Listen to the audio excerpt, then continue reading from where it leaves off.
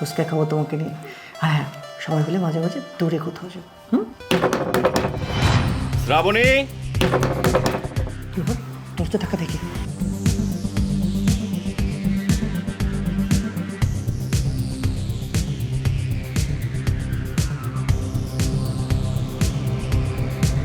লুকাও লুকাও লুকাও, যাও কোথাও লুকাও। কোথায় লুকাবো সেটা বল।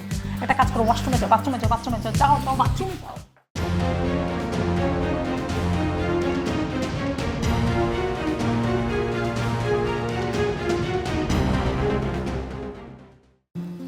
শ্রাবণী, আজকে তোমার সঙ্গে আমার দেখা হলো 2 বছর পর। 2 বছর আগে তোমার সঙ্গে আমার দেখা হয়েছিল, সেই দেখাটা মনে আছে সব কিছু? মনে আছে। আচ্ছা, তোমার কি মনে আছে যে কলেজ লাইফে আমরা কত জায়গায় ঘুরতাম, তোমাকে কত সময় দিতাম, তোমাকে কত ঘুরতে নিয়ে যেতাম, মনে আছে? সে ফুচকা খাবার সময়গুলো মনে পড়ে। একদম। আমি আসলে না আজও মিস করি সেই দিনগুলো।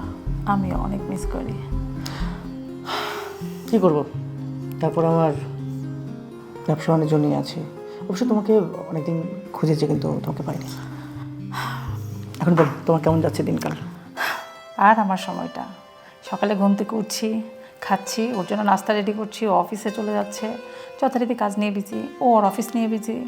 আমি যে টিপ পরেছি, আমি যে শাড়ি পরেছি, আমাকে যে একটা মানুষের প্রশংসা তোমার মতো করে না করে না, জানো। কখনো মুভি দেখতে নিয়ে যায় না, সারাদিন সে কাজ কাজ কাজ, এত কাজ। কখনো আমি একটা মেয়ে যে কী কী দরকার, কী কী যে চাহিদা, সে কখনোই বুঝে না। রান্না করলে সে কখনো প্রশংসা করে না। মনে আছে তুমি যে খুব কত সুন্দর করে আমার ভিতর থেকে আমাকে বের করতে পারতে, যে আমি এটা পারবো ওটা পারবো, এত যে ইন্সপায়ার করতে। কখনোই সে বলেনি যে তুমি এটা করো ওটা করো। দিন যাচ্ছে, তাও আছি, ভালো আছি। সে কি, তোমার হাজব্যান্ড তোমার মধ্যে খেয়াল রাখে না? তোমার ভালো লাগা মন্দ লাগা, তোমাকে নিয়ে ঘোরা, কিচ্ছু তোমার দিকে খেয়াল রাখে না? আচ্ছা ঠিক আছে শ্রাবণী, তোমার সঙ্গে যেহেতু 2 বছর পর আমার দেখা হয়ে গেল, এখন থেকে আমি তোমাকে সময় দেবো। আগের মতো করে ঘুরবো, ফুচকা খাবো তোমাকে নিয়ে। হ্যাঁ হ্যাঁ, সময় পেলে মাঝে মাঝে দূরে কোথাও যাবো। শ্রাবণী, তোর তো টাকা দেখি। তুমি না বললে যে তোমার হাজব্যান্ড বাসায় নেই? আমি কি জানতাম নাকি সেই টাইম আসবে? লুকাও লুকাও লুকাও, যাও কোথাও লুকাও। কোথায় লুকাবো সেটা বল। একটা কাজ করো, ওয়াশরুমে যাও, বাথরুমে যাও, বাথরুমে যাও, যাও যাও বাথরুমে যাও। শ্রাবণী, তুমি এত তাড়াতাড়ি চলে আসলে আজকে? কেন? না, তুমি বলেছিলে তুমি লেট হবে তোমার আসতে, তাই আর কি। আরে কাজ শেষ হয়ে গেল তাই চলে আসলাম। ফ্রেশ হও। আচ্ছা চলো না, পাশের রুমে বসি। আরে পাশের রুমে কেন যাবো? না, এই রুমটা অগোছালো হয়ে যাচ্ছে তো, চলো পাশের রুমে বসি। শোনো শোনো, কোনো সমস্যা নেই। আমি একটু ওয়াশরুমে যাবো, আগে ফ্রেশ হবো, তারপর ওই রুমে যাবো, সমস্যা হ্যাঁ নেই। হ্যাঁ হ্যাঁ, চলো পাশের রুমে বসি, পাশের রুমে ওয়াশরুমটা ভালো আছে।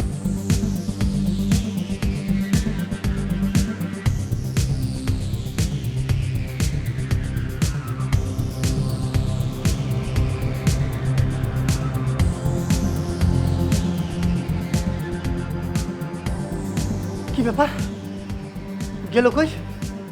এ বাড়িতে কেউ আছেন? বাড়িতে কেউ আছেন? এই, তাড়াতাড়ি আসো তো। বাড়িতে কেউ আছেন? কি ব্যাপার ভাই, কি হয়েছে এখানে?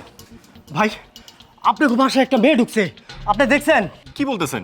আমাদের বাড়িতে মেয়ে ঢুকবে কেন? আর আপনি কে? ভাই, আমি যেই হই, কিন্তু আপনাদের বাড়িতে একটা মেয়ে ঢুকছে, এটাই সত্যি।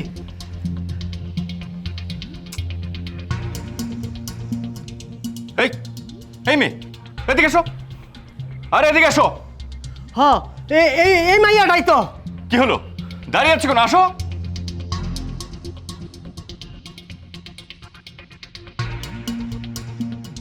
এই মেয়ে তো? জি ভাই, এই মেয়ে। এই, কি সমস্যা? তুমি এখানে পলালে কেন? ভাই, সমস্যাটা কি বলুন তো? ঘটনাটা কি আমি আপনার কইতাছি।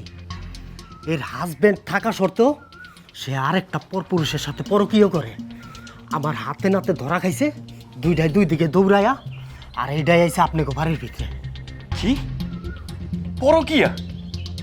কত বড় বাজে মেয়ে তুমি! হ্যাঁ, নিজের স্বামী থাকা সত্ত্বেও অন্য পুরুষের সাথে তোমার মেলামেশা করতে কি লজ্জা করলো না? না, লজ্জা করে না। লজ্জা তো সেই পুরুষদের হওয়া উচিত যেই পুরুষটা ঘরে বউ থাকতেও বউয়ের দিক ফিরেও তাকায় না। শুনুন তাহলে, আমাদের বিয়ে হয়েছে 5 বছর, কিন্তু আমার হাজবেন্ড আমাকে কখনো জিজ্ঞেস করে না, মুস্কান তুমি কেমন আছো? কখনো বলে না, মুস্কান তুমি খেয়েছো কিনা? মুস্কান চলো একটু ঘুরতে যাই, বা আমি একটা ড্রেস পরলে বলে না কখনো তুমি তোমার দেখতে কেমন লাগে, বা কপালে একটা টিপ পরলে বলে না যে তোমাকে দেখতে অনেক সুন্দর লাগে টিপ পরলে। সারাদিন কাজকর্ম নিয়ে ব্যস্ত থাকে, কখনো বলে না মুস্কান এখানে বসো, আসো আমরা গল্প করি। আমিও তো একটা মেয়ে মানুষ, আমারও তো শখ আহ্লাদ থাকতে পারে, চাহিদা থাকতে পারে, কিন্তু সেটা কখনোই পূর্ণ করে না। এখন আপনিই বলেন আমার কি করা উচিত? বুঝতে পেরেছি বোন, আসলে তোমাকে বলার মতো কোনো ভাষা আমার এই মুহূর্তে নেই। আসলে প্রত্যেকটা পুরুষের উচিত তার বউকে পরিপূর্ণভাবে ভালোবাসা, তার বউকে কোন ড্রেসটাতে ভালো লাগবে, তার বউ কোন খাবারটা খেতে পছন্দ করে, তার বউ কোথায় যেতে পছন্দ করে, এইসব ব্যাপারে আসলে প্রত্যেকটা পুরুষের খেয়াল রাখা উচিত। আরে আমরা তো পুরুষ মানুষ, সারাদিন কাজ করবো, এটাই স্বাভাবিক, তাই না? কিন্তু তারপরেও ঘরে যে মানুষটা থাকে সে তো একটা পুরুষের উপর নির্ভর করে থাকে। তাকে যদি ঠিকমতো ভালোবাসা দিয়ে, আদর দিয়ে, যত্ন দিয়ে সব কিছু মেনটেন করা যায়, তাহলে আমার মনে হয় না কখনো একটা মেয়ে অন্য কোনো পুরুষের কাছে যাবে। আসলে আমাদের মতো পুরুষরা না এসব কেন করে আমি বুঝি না।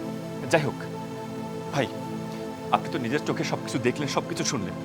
আমি আপনাকে বলি কি, এই বোনটাকে বাড়িতে নিয়ে যান, ওর হাজবেন্ডের সাথে আপনি একটু কথা বলেন, ওর মনের ভিতরে যে কষ্টগুলো আছে সেই কষ্টগুলো তার সাথে শেয়ার করেন। দেখবেন ওদের মধ্যে আর কোনো ঝামেলা থাকবে না, কোনো অশান্তি থাকবে না। ঠিক কইছেন ভাই, আপনি যাই কইছেন আমি ঠিক তাই করব। আমি ওর হাজবেন্ডের কাছে ওরা সুন্দরভাবে বুঝাই দেব, আর কমু ওরা সুখে রাখতে। বোন, তুমি একদম মন খারাপ করো না, ভাইয়ের সাথে তুমি বাড়িতে চলে যাও, দেখবে তোমার সংসারটা একদম আগের মতো ঠিক হয়ে যাবে। যাও। চলো বোন।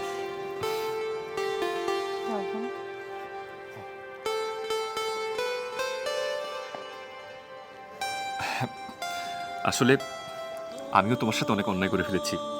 আমি আসলে সারাক্ষণ আমার কাজকর্ম, ব্যবসা বাণিজ্য নিয়ে এতটা ব্যস্ত ছিলাম যে বাড়িতে তুমি একা আছো, তুমি কি খাচ্ছ, তুমি কি পোশাক পরেছো, ইভেন তোমাকে নিয়ে যে একটু বাইরে যেতে হবে, তোমাকে নিয়ে একটু ঘুরতে হবে, কোনো কিছুর প্রতি আমার কোনো খেয়াল ছিল না। আসলে আমি আমার সব কিছু নিয়ে অনেক অনুতপ্ত।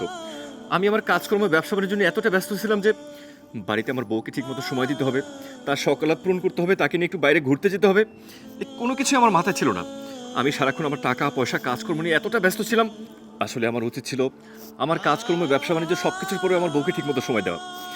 আমি তোমাকে কথা দিচ্ছি, এখন থেকে আমি সবসময় তোমার খেয়াল রাখবো। তুমি কি পছন্দ করো, কি অপছন্দ করো, তোমাকে নিয়ে বাইরে ঘুরতে যাওয়া, তোমাকে খাইয়ে দেওয়া, সব কিছু আমি কেয়ার করবো। সত্যি তো? একদম সত্যি।